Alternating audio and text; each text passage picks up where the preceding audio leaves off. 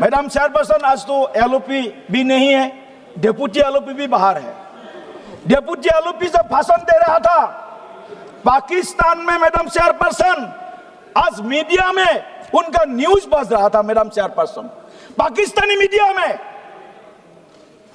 मैं उसका फोटो भी, आप मांगेंगे तो फोटो, उसका पूरा रिकॉर्ड डाटा मैं आपके सामने मैं जमा कर सकता हूं। पाकिस्तानी मीडिया ने क्या बोल रहा है? भारत के संसद का हाल देखिए। भारत के संसदों ने भारत के जो प्रधानमंत्री, भारत के जो सामरिक जो शक्ति है उसके खिलाफ, उसके विरोध में या उसको नकारने का जो प्रयास आज हमारे ही विरोधी दल के सांसद यह कर रहा है, क्या मैडम चेयरपर्सन ये देश के लिए दुख का विषय नहीं है? ये देश के लिए सोचने का विषय नहीं है? पाकिस्तान के मीडिया में हमारे देश का संसद में आज क्या हो रहा है, संसद का वक्तव्य क्या दे रहा है, आज हमारे डेप्यूटी एलओपी बड़ा भाषण देकर के गया है। लेकिन मैं डेप्यूटी एलओपी को बोलना चाहता हूं, उस डेप्यूटी एलओपी का भी विरोध में असम गवर्नमेंट में स्पेशल टास्क फोर्स एसआईटी का गठन कर चुका है। किस लिए?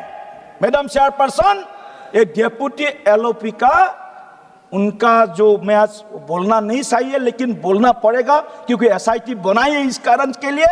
डेप्यूटी एलओपी का जो वाइफ है वो पाकिस्तान का पेरोल में काम कर चुका है। 19 बार 19 टाइम्स डेप्यूटी एलओपी पाकिस्तान गया है मैडम चेयरपर्सन, और यहाँ आकर के पाकिस्तान का खिलाफ बोलते हैं। ये डबल स्टैंडर्ड है इनका, डबल स्टैंडर्ड नहीं चलेगा। मैं तथ्य के आधार पर बोल सकता हूं मैं मैडम चेयरपर्सन, इस डेप्यूटी एलओपी कांग्रेस पार्टी का आज उनके खिलाफ जो एसआईटी गठन किया असम गवर्नमेंट ने, उसका भी परिणाम आएगा 10 सितंबर को। मैडम चेयरपर्सन, हाउस को ऑर्डर में लाइए, ऐसा नहीं चलेगा। वो भाषण झाड़ के चला गया, हम तो उनका सुना पूरा, हमने उनको पूरा सुना। ये डबल स्टैंडर्ड नहीं चलेगा, ये डबल स्टैंडर्ड नहीं चलेगा। मेरा हाउस को ऑर्डर में लाइए, पहले हाउस को ऑर्डर में लाइए। ये कोई मैं गवर्नमेंट का इनिशिएटिव के बारे में बोल रहा हूँ, गवर्नमेंट इनिशिएटिव के बारे में बोल रहा हूँ मैडम चेयरपर्सन। दिया जाएगा कार्रवाई से। मैडम चेयरपर्सन, ये लोग को मिर्ची लगेगा, मिर्ची जरूर लगेगा।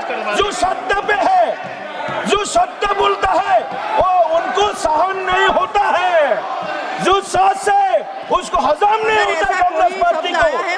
देखिए ये सब विषय जो है मैडम चेयरपर्सन, इनको हजम करना है। मैडम चेयरपर्सन, मैं फिर से एक बार आप बैठ जाइए। आप जब बोल रहे थे हम पूरा सुन रहे थे मैडम चेयरपर्सन, पूरा सुन रहे थे। सुनने का ताकत दिखाओ, सुनने का ताकत दिखाओ, सत्यों को सुनने का क्षमता दिखाओ। जो सत्य है वो मिटा नहीं सकता है, जो सत्य है हमेशा वो सत्य ही रहता है, उसको मिटा नहीं सकता है। कोर्ट में कोई ऐसा शब्द है उसे कार्रवाई से निकाल दिया जाए। आपके जमाने में क्या हुआ है? आपको शर्म होना चाहिए। आपका जब पहला सरकार बना तब हमारे 1/3 लैंड कश्मीर के पाकिस्तान के ऑक्युपाइड हो गया, पीयू के पाकिस्तान ऑक्युपाइड कश्मीर बन गया है। आपको शर्म करना चाहिए। क्यों शर्म नहीं आप लोगों को? शर्म करना चाहिए। मैं बोल रहा हूँ, आप लोग बैठिए, आप लोग को भी बोलना है। आप बैठिए। ऐसे वेल में आने से प्रोटेस्ट करने से सत्य थक नहीं जाएगा, सत्य ही रहेगा, सत्य और उजागर होगा। ऐसा नहीं होता है मैडम चेयरपर्सन, ये इनका आदत है। देश के खिलाफ देश के खिलाफ वो कुछ यूनिवर्सिटी बने हैं ना, प्लीज देश के सभी खिलाफ अपनी अपनी सीट वो पर यूनिवर्सिटी का कुछ फैन अगर भी कोई है, ऐसा शब्द है उसे कार्रवाई से निकाल दिया जाएगा। प्लीज बैठिए, वहाँ दिखाई देता है इस देश पे। प्लीज बैठिए। इसीलिए मैं फिर से एक बार बोलना चाहता हूँ, मैडम चेयरपर्सन थोड़ा सा हजम कीजिए, हम भी हजम किया है। देश के स्वार्थ में, भारत के हित में कभी कुछ हजम करना भी सीखना चाहिए। मैडम चेयरपर्सन, मैं फिर से एक बार आदरणीय प्रधानमंत्री नरेंद्र मोदी जी का जो डिसाइसिव लीडरशिप है, भारतीय सैन्य बल का जो शक्ति सामर्थ्य है, उसको फिर सैल्यूट करता हूं। और साथ ही में कांग्रेस पार्टी ऑपोजिशन से विनती करता हूं, जे आप लोग भी सुनिए, आप लोग भी सुन के अगर वो आउट करना भी तो कीजिए, कोई इशू नहीं। जो पाकिस्तान ऑक्युपाइड कश्मीर है वो जल्दी भारत का हिस्सा बनेगा, काम सुन के सीख लो, वो जल्दी बनेगा भारत का हिस्सा। आपको भारत को टुकड़ा करने का आपका मंशा है, उस मंशा को भाजपा नरेंद्र मोदी सरकार कभी वास्तव में इसको स्वीकार नहीं करेगा। पाकिस्तान के पास जो है वो भी भारत के साथ विलय होगा, ये पक्का भारतवासियों का संकल्पना है। बहुत बहुत धन्यवाद मैडम। फिर लास्ट में मैं एक बार इकबाल साहब का वो कविता सुना करके खत्म करता हूँ। सारे जहां से अच्छा, सुन लो भाइयों, सारे जहां से अच्छा हिंदुस्तान हमारा, सारे जहां से अच्छा हिंदुस्तान हमारा, हम बुलबुली है इसी की, यह गुलिस्ता हमारा। आप लोग भी हमारे साथ में शामिल हो जाइए, आप लोग भी शामिल हो जाइए। ज्यादा दिन आपको और इधर बैठने का जरूरत नहीं है, अब बहुत साल बैठना पड़ेगा, 20-25 साल मिनिमम तो बैठना ही पड़ेगा।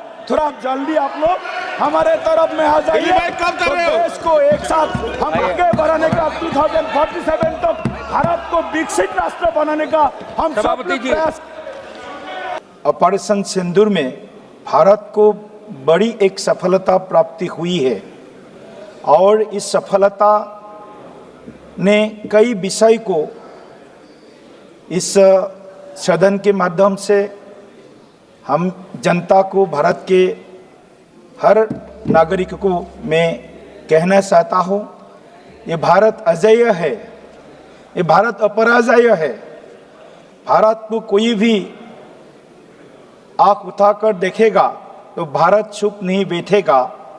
और आज का समय है आदरणीय प्रधानमंत्री नरेंद्र मोदी जी का सुशासन का, और हमारे जो सैन्य बल है, तीनों सैन्य बल ने जो बहादुरी दिखाया है इस ऑपरेशन के माध्यम में, मैं उस सैन्य बल को नमन करते हुए, सैल्यूट करते हुए, भारत रत्न सुधाकांत आसाम के सुसंतान डॉक्टर भूपेन हजारिका का एक पंक्ति उनके सम्मान में मैं बोलना चाहता हूँ। प्रति जवान रक्तरे बिंदु हल हाहाहर अनंत बिंदु, हे हाहाहर दुर्जय लहरे जासिले प्रतिज्ञा जयरे। ये जय का प्रतिज्ञा था भारत के सेना का, हर भारतीय का, और हमने इस ऑपरेशन सिंदूर में हमने विजय भी हासिल किया है।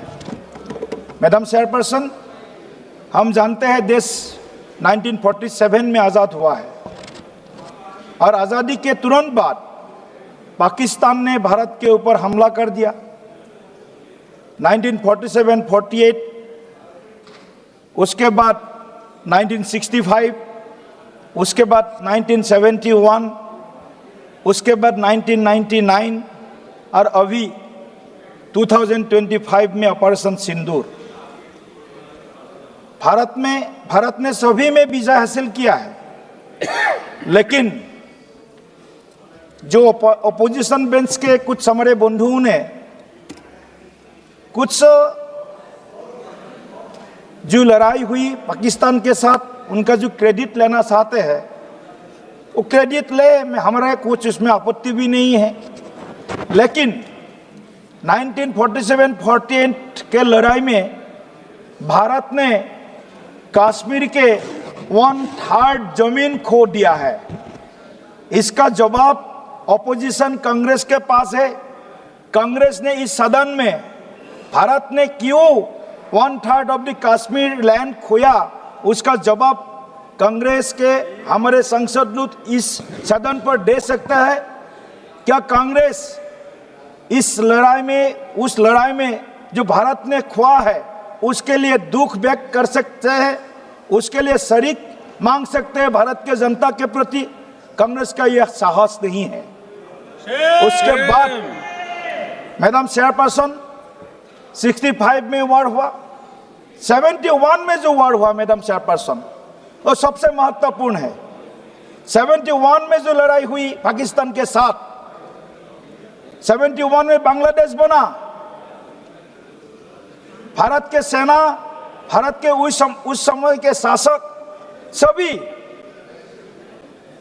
हम उस लड़ाई में जीतने के लिए हमने सब कुछ दांव में लगा दी। हम लड़ाई जीते भी।